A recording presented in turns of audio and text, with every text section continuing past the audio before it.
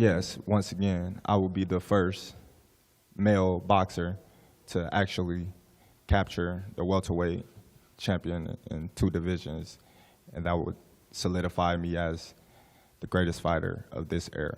Definitely not, man. I'm not gonna lie, Tyron got the best matchmakers in the business.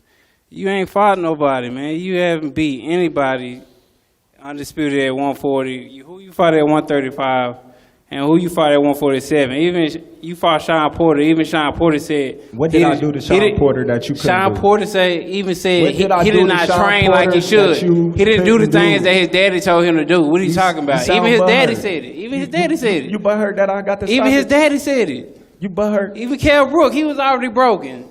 So was he broken when you fought him? No, he wasn't broken. How come I broke the other eye. He came off of. I broke the other eye. Yeah, that's how I got broke. That's how I got broke. He came off a stoppage. What does it matter? He came off a stoppage, and then he fought you What does it matter? months prior. What does it matter? So was he broken or not? No, he wasn't broken. No, he wasn't broken. Yeah, you're right. You're right. What are you talking about? I had the same surgery he had, and what happened? So what they say about you then? You fight me then? I'm gonna break the other eye. So what they say? So I'm broken then, right? Well, you broken. You're gonna be broken July 29th. Yeah, we gonna see. You gonna be broken. So that begs the question, We Errol. gonna see. We unpack. We unpack. We unpack. Coming to you live, Boxingego unpack. Yeah. We unpack. We unpack. We unpack. Coming to you live. Oh, it's cool when they do it. Hey, stat that cat. Errol Spence, Terence Crawford, face off. Errol Spence questions the resume of Terence Bud Crawford. That's what I want to talk about right here in this video. So stay tuned right here. Errol Spence and Terence Crawford kick off their first ever official meeting. Now, of course, they were in Oklahoma for a Maurice Hooker fight in, I want to say 2018-ish. Many moons ago, and they had a confrontation. Errol Spence had a red hoodie. Terence Crawford had a black and gold sweater and a black beanie on. You may have seen that, but this is different. This is the first organized professional. The fight's done, and they actually had their first official meetup. They've talked on the phone and things like that to get this fight done. We don't know what was said, but the cameras were rolling for this one.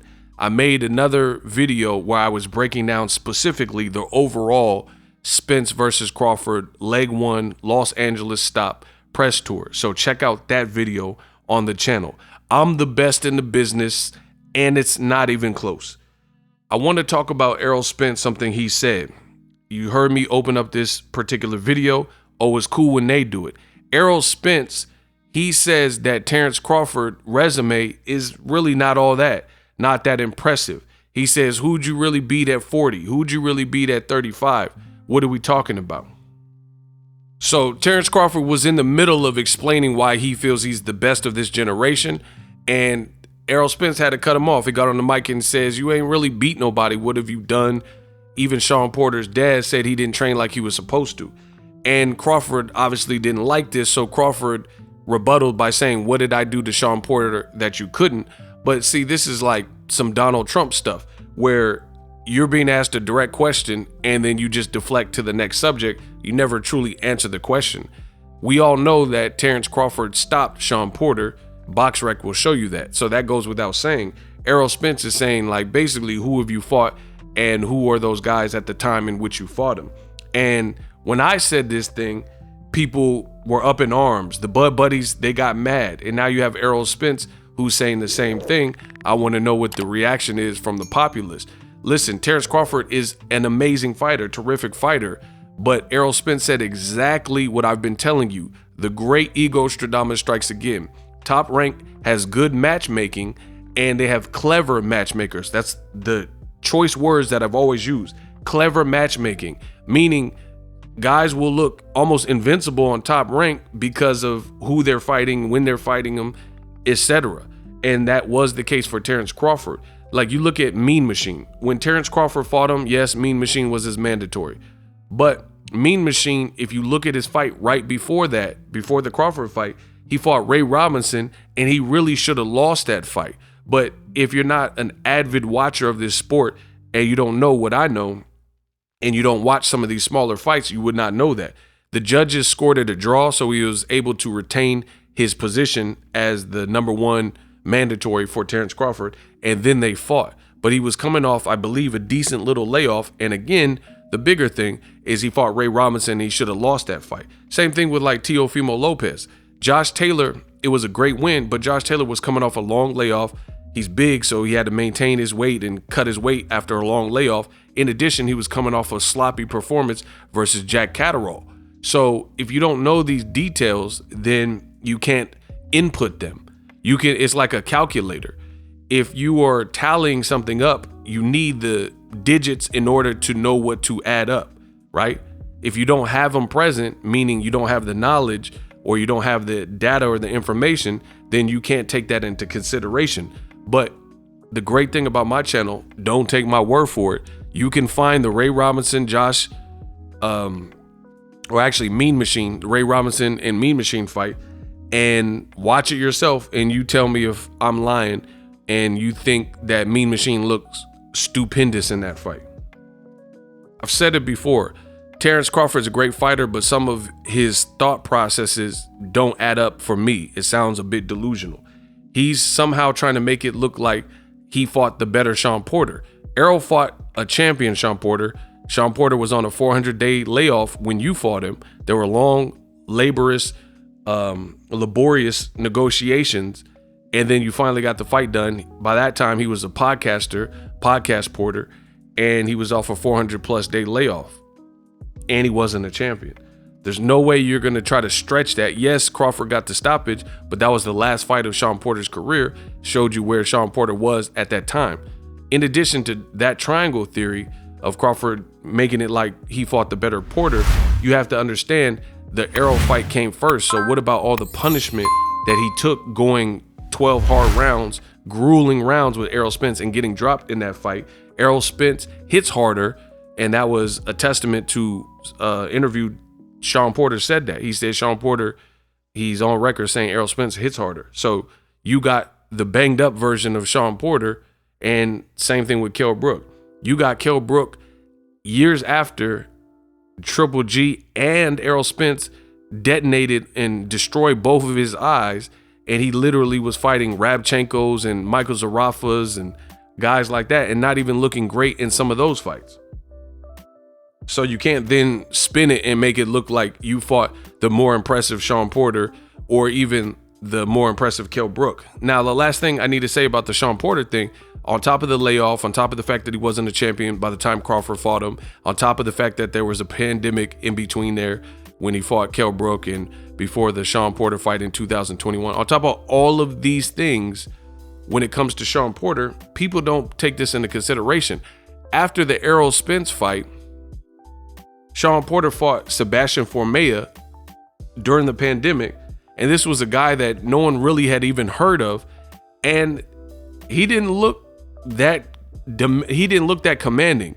Like, for example, if you put Jerron Boots in with Sebastian Formella, and he has way less experience as a pro than Shawn Porter, he has never been a full-body champion like Shawn Porter, who was 2 times a champion, right? If you put Jerron Ennis, I think he destroys the Sebastian Formella. Shawn Porter went 12 rounds with him, and I wouldn't say he looked special or sensational. So maybe that Errol War was his last kind of stand and last hurrah where it took a lot out of him. In addition, with all that being said, he still gave Crawford a very tough fight to the point where Crawford's own team said you're down on the scorecards. So I agree, Errol Spence is making a lot of sense when he's saying Shawn Porter and Kell Brook, they weren't literally at their best, and your resume, who have you really beat? That's the reality. People keep talking about how Bud moved up in multiple weight classes. That he did, but let's not act like his body of work at 140 is better than, let's say, Teofimo, Josh Taylor, and Jose Ramirez, and the guys that are at 140 now or at 135. Like, literally, that's my challenge to anybody who doubts. The Bud buddy is going to say, oh, you're just hating on Bud. My challenge is, tell me in all honesty, hand over heart, that when Terence Crawford was at 135 and 140, the divisions were better than what they are right now at 135 and 140. Right now, the names at 135 are guys like Gervonta Davis, guys like Shakur Stevenson, guys like, Teofimo recently, Vasil Lomachenko, guys at 40 like Teofimo, Josh Taylor, Jose Ramirez. You got Subriel Matias and various people. Rolly's up there. You got guys like Richardson Hitchens. It's just a better crop of fighters at 35 and 40. People keep celebrating Crawford for moving up, but unfortunately at the time in which he was in those divisions, they definitely weren't popping. I mean, what's Crawford's biggest fight at 35? Gamboa, Ray Beltran, things like that. It's completely different than the level of talent like Devin Haney's and everybody you're seeing at 35 and 40 currently. So anybody in those divisions, they're in a better generation where the timing is making those glamour divisions. When Crawford was there, they really weren't glamour divisions. Drop your thoughts in the comment section. Best in the business. I'm out. Introducing Super Thanks. Right here on the official Boxingego YouTube. Super Thanks allows you, the viewers, to show a little bit of extra gratitude, which enables me as a full-time content creator to push out the content you need in the world of boxing. Underneath all the videos, you will see a heart with the $sign in it. You can enter any amount that you find suitable as a super thanks. A brand new interactive and colorful way to get your comments highlighted and noticed by not only myself, but other people on the YouTube platform. Super thanks, a unique and cool way to show and applaud us full-time content creators. Hopefully you guys enjoy the content. Super thanks. The future is now. The Hibernation 5s by Kenichi Bear. Hybrid gaming and lifestyle headphones. Out of the box, you can connect to any console or PC. Bluetooth ready with a low latency USB adapter, color RGB, and extreme bass mode. The Hibernation 5s adjust to you. Whether you need a gaming, travel, gym, or lifestyle headphones, the Hibernations got you covered. The new Hibernation 5s, link in the description. Customize the way you hear the world. Welcome to the nation. Are you tired of your YouTube videos not getting any views? Well, consider TubeBuddy. I've used TubeBuddy for years to scale up my YouTube channel. Now we're sitting over 200,000 subscribers. TubeBuddy is a browser extension that offers a ton of built-in productivity and time-saving services to take your channel to the next level. Use my link in the description to get started with TubeBuddy and level up your channel faster. We working.